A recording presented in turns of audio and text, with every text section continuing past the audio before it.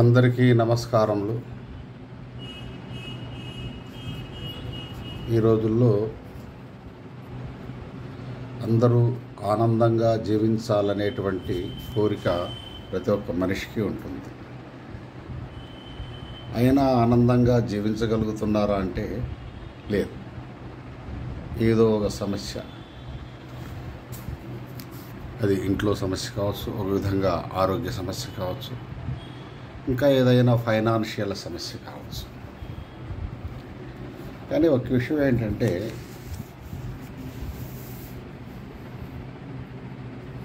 మానవునికి చక్కగా ఆ ఈశ్వరుడు పంచేంద్రియాలు ఇచ్చాడు.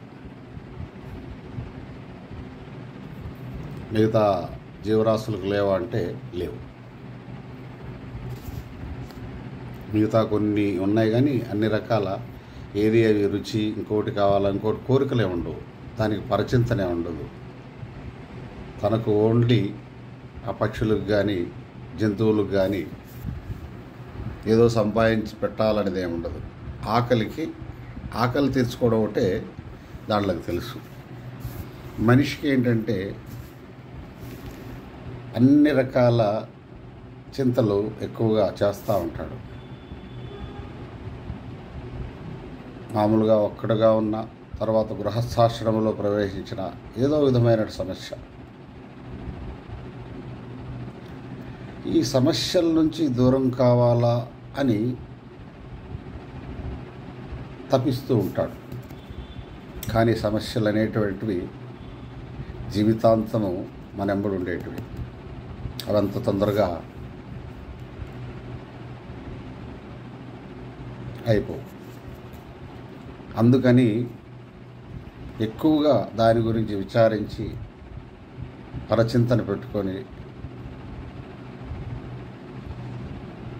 టెన్షన్ పడుతూ జీవించడం కంటే ఎప్పుడు కూడా కొంచెం సమయాన్ని భగవన్నామస్మరణ చేసుకుంటూ కొన్ని విషయాలు ఇబ్బందులు ఉన్నా కూడా అన్నీ వదులుకొని వీలైనంత ప్రశాంతంగా ఉండే ప్రదేశానికో లేకుంటే ఏ గుడికో, ఇక నీ ఇష్టమైనటువంటి ఇది ఎక్కడైతే నీకు ప్రశాంతత దొరుకుతుందో అక్కడ కూర్చొని వీలైనంత భగవంతుని ధ్యానించుకుంటే అదే ఒకే ఒక మార్గం ఉన్నది నీకు ప్రశాంతత దొరకాలి అంటే. మనం చెట్లని ఆ పక్షుల్ని చూసుకొని ఎన్నో నేర్చుకోవాల్సినవి ఉన్నాయి. ఈవెన్ చిన్న చీమలు ఉన్నాయి చూడండి. చీమలు ఎంత వేగంగా ఒకదాని వెంబడి ఒకటి ఎన్నో వేల చీమలు పోతూ ఉంటాయి తన ఆహారాన్ని సమకూర్చుకునే దానికంటే. బిజీ లైఫ్, ఏదో ఒకటి బిజీగా ఉండాలి, పని చేసుకోవడానికి ప్రతి ఒక్కటి, ప్రతి జీవరాశి కూడా తన ఆహారం గురించి ఏదో విధంగా పరుగుతూనే ఉంటాయి, ఆకలిని తీర్చుకుంటాయి. అదే చెట్లు చేపలు చూడండి, చక్కగా ఎన్నో రకాల విషపు చెట్లు ఉంటాయి, ఎన్నో రకాల మంచి ఫలాలు ఇచ్చేటువంటి చెట్లు ఉన్నాయి. అవన్నీ కూడా ఒక్కచోట ఉంటున్నాయి. సమానంగా వర్షపు నీరు, ఏదైనా నీరు మనుషులు పోసినా సరే వర్షం నీరైనా తీల్చుకుంటే చక్కగా అవి ఒక విధంగా పరస్పరంగా సహకారం చేసినట్టు ఆక్సిజన్ని ఇస్తూ ఉంటే మనం వదిలేటువంటి కార్బన్ డైఆక్సైడ్ని తీసుకుంటూ ఉంటాయి. దాంట్లో కూడా పరస్పర సహకారం ఉంటూ ఉంటుంది.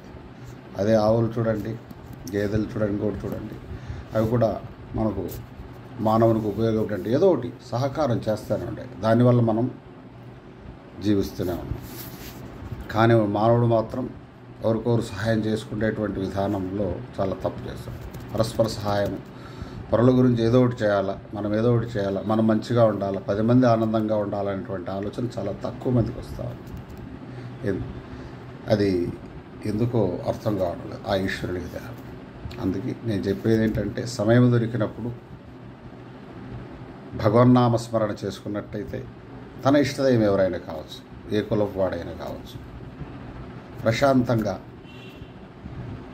కొంచెం సమయాన్ని భగవంతునికి కేటాయిస్తే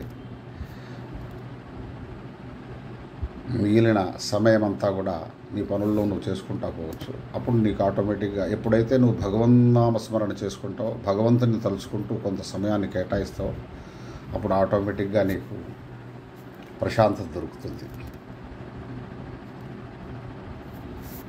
ఈరోజు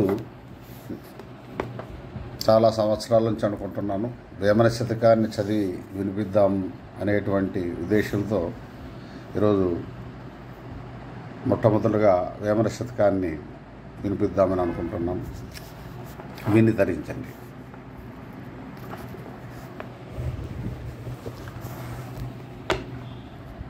ఇంద్రియముల చేత ఎగొందుచుండెడు వెర్రి మనుజుడేల వెదకు శివుని.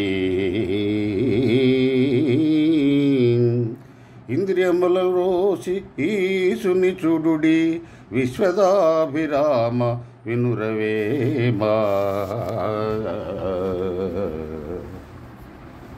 ఈనాటి మనుషుడు ఇంద్రియాల బారిన పడి ఎంతో బాధపడుచు పరమేశ్వరుని కోసం వెతుకుచున్నాడు. కానీ అతనికి శివుడు కనిపించడు.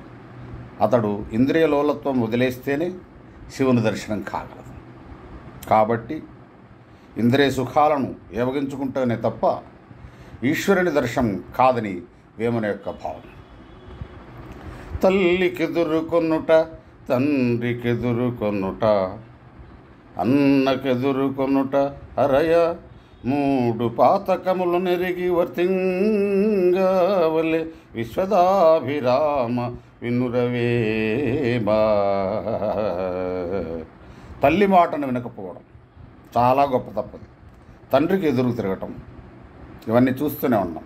తనకన్నా పెద్దవారైనా అన్నను కానీ పెద్దవాళ్ళను కూడా ధిక్కరించడం, ఈ మూడు పనులు కూడా చాలా చెడ్డవి. అవి పెద్ద పాపాలే. కాబట్టి ఈ మూడు పాపాలు చేసేటప్పుడు మంచి చెడులు ఆలోచించి మెలగాలని వేమన యొక్క భావం. సుగుణవంతురాలు సుదితి అయి ఉండిన బుద్ధిమంతులగుచు పుత్రులొప్ప స్వర్గమేటికయ్య సంసారికింకను విశ్వదాభిరామ వినురవేమా. సర్వ సుగుణములు గల భార్య, వివేకము గల పుత్రులు గల ఇల్లే స్వర్గం.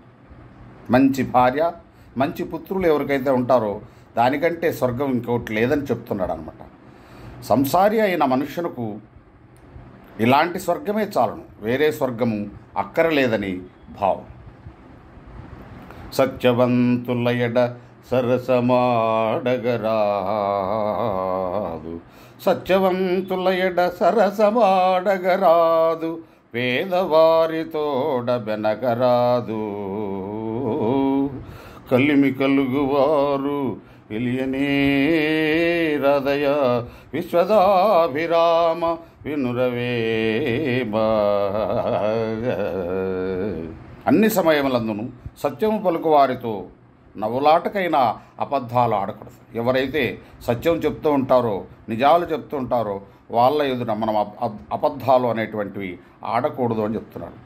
పేదవారితో కూడా తగవలు ఆడకూడదు. అదేవిధంగా తనకన్నా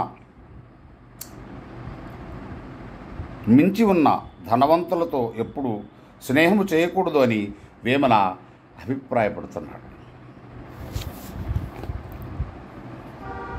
రాతి బొమ్మకేల రంగైన వలువలు గుల్లు గోపురములు కుంభములను కూడుగుడ్డ తాను కోరునా దేవుడు విశ్వదాభిరామ వినురవేమా. విలువైన అందమైన వస్త్రాలు దేవతా విగ్రహాలకు కడతారు. ఈ విగ్రహాలకు గుళ్ళు గోపురాలు కట్టి కుంభాలు పెడతారు. మహాశక్తివంతుడైన దేవుడు మానవులొద్దం నుండి కూడుగుడ్డ కోరుతారా అని వేమన ప్రశ్నిస్తున్నాడు. దీని భావం ఏమిటంటే, ఆ విధంగా చేయడం కంటే కూడా లేని వారికి, ఆపదలో ఉన్నవారికి ఇదే ఖర్చు వాళ్ళకు పెడితే వాళ్ళు ఎంతో అభివృద్ధికి వస్తారు అనేటువంటి విషయాన్ని ఈ మాదిరిగా పద్యరూపంలో వినిపించాడు వేమన.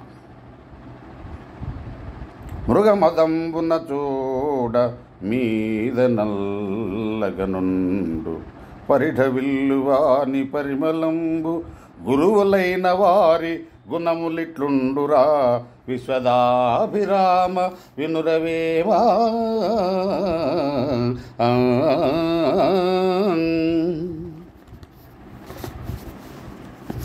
కస్తూరి మృగము పైకి చల్లగా కనిపించిన దాని పరిమళం ఎంతో అద్భుతంగా ఉంటుంది. అట్లే గురువులైన వారు పైకి కఠినంగా కనిపించిన వారు కూడా కస్తూరి పరిమళం వంటి వారని, అద్భుతమైన వ్యక్తులు అని వేమన తెలియజేస్తున్నారు. ఏ గురువైతే నీకు విద్యను బోధిస్తాడో, ఏ గురువైనా కావచ్చు, చిన్నప్పటి నుంచి పెద్దవాడైనంత వరకు, వాళ్ళు అందులో కొంతమంది కఠినంగా ఉంటారు.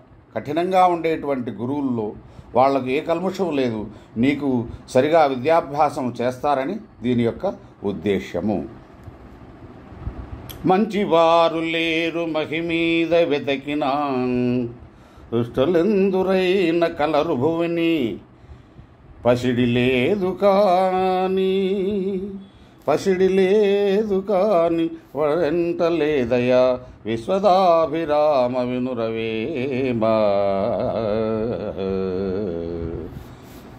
లోకంలో ఎక్కడ వెతికినాను మంచి వాళ్ళు కనిపించరు అంటే చాలా తక్కువ మంది కనిపిస్తారని దానికి అర్థం. నీచులు, దుష్టులు ఎక్కడ పడితే అక్కడ మనకు తారసపడతా ఉంటారు. బంగారం దొరకడం కష్టం కానీ బూడిద దొరకడం కష్టం కాదు అంటున్నాడు వేమన. అంటే మంచివాళ్ళు చాలా తక్కువ మంది అరుదుగా కనిపిస్తుంటారు, చాలా చెడ్డవాళ్ళు ఈ సమాజంలో చాలామంది కనిపిస్తూ ఉంటారు. జాగ్రత్తగా ఉండి బ్రతకాల అని చెప్పేసి ఒక విధంగా ఆయన తెలియజేయడం జరుగుతూ ఉంది. బహుళ కావ్యములకు పరికింపగావచ్చు, బహుళతం పలుకవచ్చు, సహనమొక్కటట్ట చాలా కష్టంబురా విశ్వదాభిరామ వినురవేమా. గొప్ప గ్రంథాలు అనేకమైన వాటిని చూచి